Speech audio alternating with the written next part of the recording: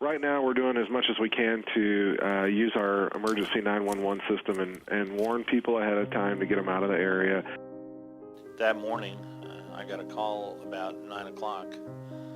The city manager called and said, "Boss, we got a problem. You need to come down here. The river looks like it's starting to break over the berm, and we're going to have a huge problem on our hands."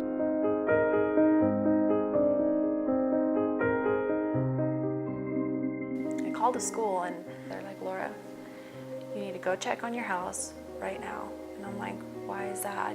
Well, that side's on mandatory evacuation. I'm like, well, it's gonna be okay, I thought.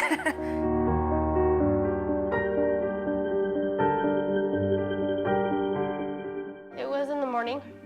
I was getting ready to go to class. I was on my way out. I was about to close the door. At that point, all I had was just my backpack on.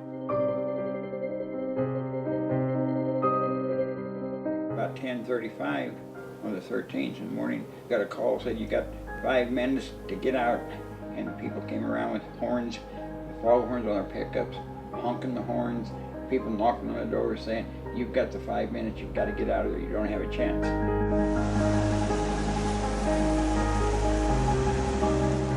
It's literally a 5-foot wall of water coming across there. And the best we can surmise is that's when the berm actually broke, and all of that water that was built up in the river came through that break and across the pond and across the park and spread out. And that's what hit the mobile home park and caused that water to rise so rapidly. I left 15 minutes before my lunch just to come check on the house. So I was able to manage to get through that high water. Through my car, it was fine. It was probably maybe to the 4th house that I made it. And there is more water on this side. I see water everywhere.